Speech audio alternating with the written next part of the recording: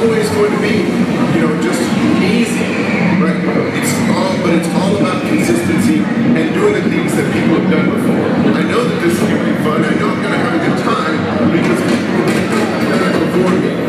But sometimes you go way uphill and it's hard and you just keep doing the work. You keep doing all of these things and you wonder, where's the payoff?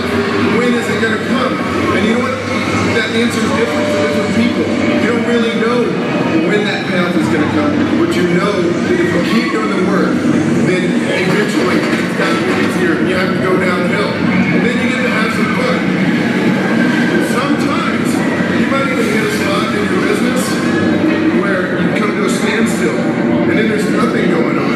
And you're looking around and you're like, what happened? Why is this happening to me? I was doing all the things that I'm supposed to be doing. Why isn't my business moving forward? And then it might even go backwards. But the thing is, you have to stay strapped in.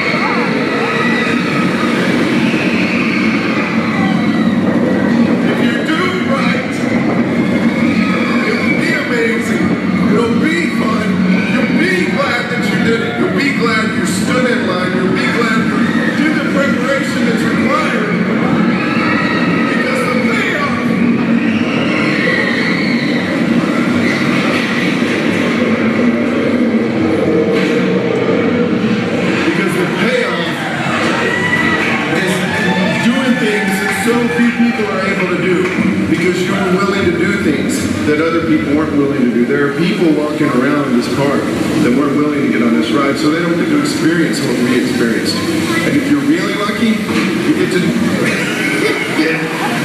unexpected stuff happens, but if you're really lucky, you get to do it with the people that you love, right? And I've got all of the Reedlings back there, and you get to bring this into their life too. If you do this right, it'll change your life and it'll be amazing. It's not always going to be easy. There's going to be some ups and downs and maybe even some backwards. But if you do it right, it'll change your life.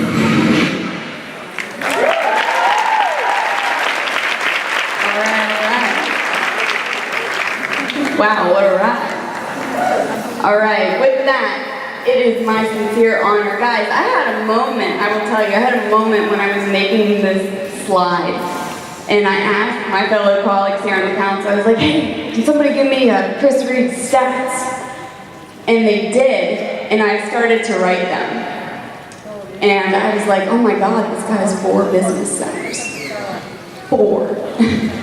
And they're not just, little centers. He's a 10-star, a 2-star, and a 2-star. He's a 5-time elite coach. And the only male in the history of the company to achieve that. Right? Right. That's incredible. That's goosebumps. The Million Club, because you earned it. You earned it. SC legend, 3 times over. He has 74 consecutive months. Guys, that is 6 years and 2 months consecutive in Success Club.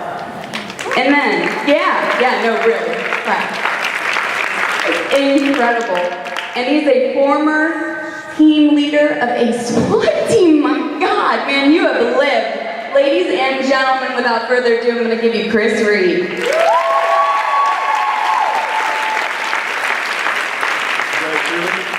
Can you hear me? All right.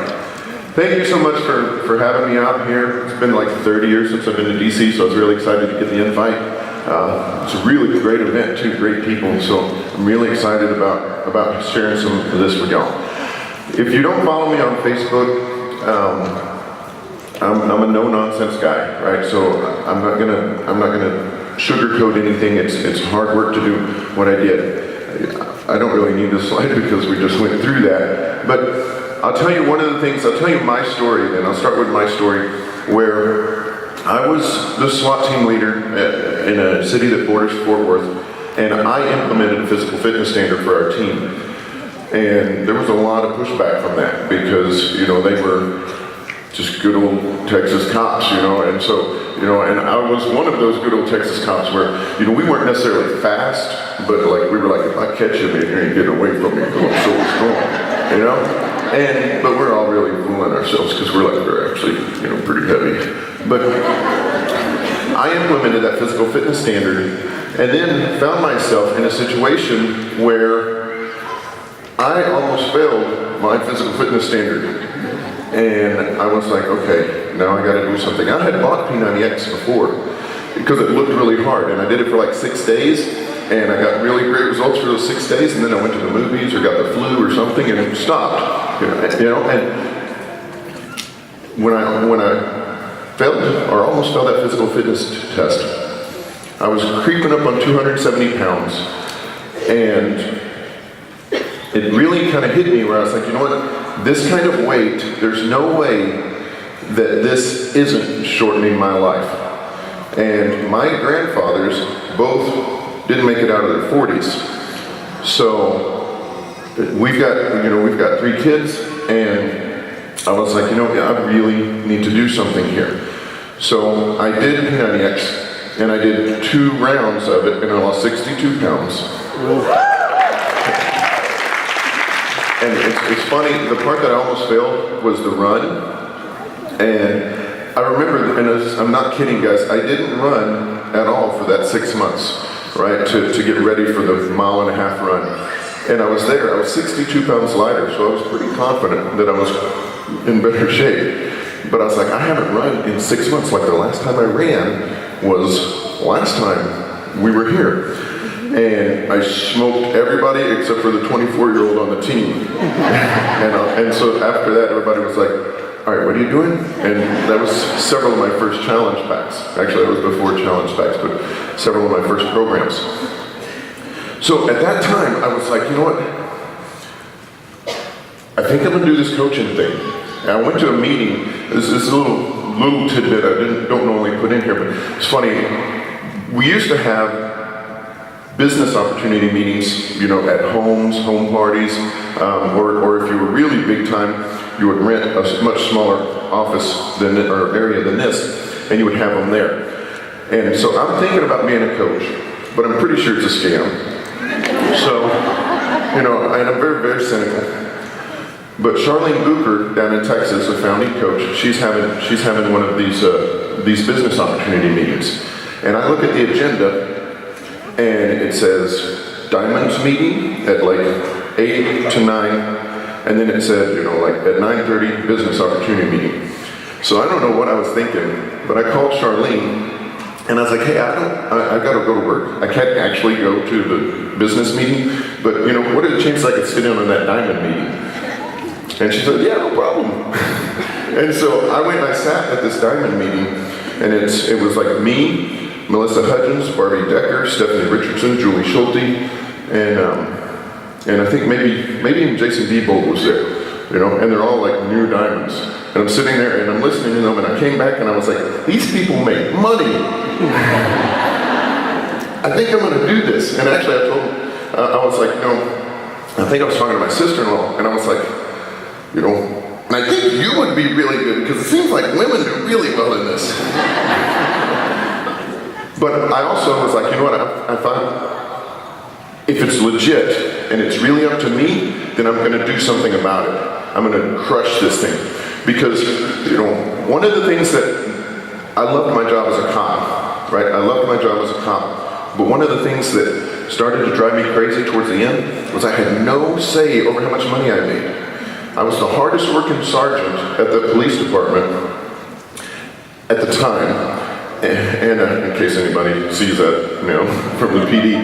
But at the time, I was the hardest working sergeant there. Made more arrests than all of the other sergeants put together, and I was the lowest paid because of my seniority.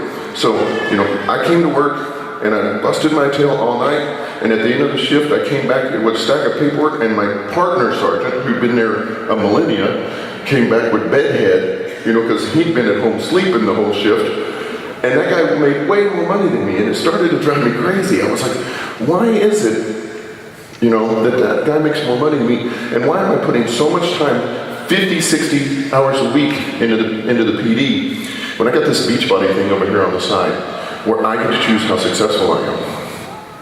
And so I started dialing that stuff back, and I started doing the business, and one of my big points with Beachbody, you all have these little milestones where you're like, wow, I made $100. I make $100 a week. I made $200 a week. And one of my real moments was, like I said, I was a Texas cop, so everybody drove big Texas trucks, except for me. I drove a '99 Ford Ranger, not even extended cab. I'm 6'3", so I sit in it, and it's like, I can't, I hit a bounce, and it's like, boom, there's like a dent on top. No AC. The AC had gone out. One of the tail lights, or one of the mirrors was gone because a tree fell on it, and the tailgate wouldn't drop. So I'm driving this thing, and now it's time to get it inspected, but I can't get it inspected because one of the brake lights went out, and I can't change the brake light because the tailgate won't drop. So one of my friends pulls in, and he's driving this really nice Dodge pickup truck, and I was like, man, I really like that truck. How much is a truck? Because I've been driving this thing forever. I don't even know how much they are. What's your payments? And he's like, it's like $568 a month or something like that. And I was like, man, I make that in a week. And and so really my mind was spinning. The next day we went and saw a movie with the whole family. And afterwards, Cody's like, well, what are you going to do now? I was like, I think I want to buy a truck. And that's what we did. We went across the street to the Chevy house and we bought a truck. And it's a really nice truck. And that was the time for me, where I was in a spot where I was reaching these benchmarks. And I didn't ever plan on being a full-time Beachbody coach. I left after 17 years, 3 years away from retirement. And people are like, still, some of the people are like, oh my gosh, you left 3 years away from retirement. How stupid, how stupid. And ironically, my coach left 17 years after the military. And I told him, how stupid. And it turns out, neither one of us were being that stupid.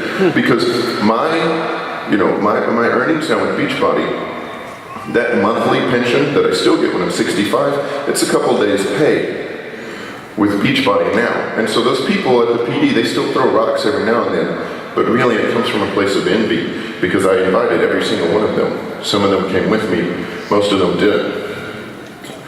So it's just one of those things where you even if you love your job, here's my challenge to you.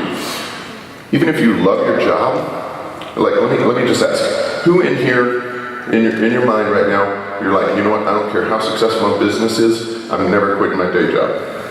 There's gonna be people in here. Okay, so that's fine.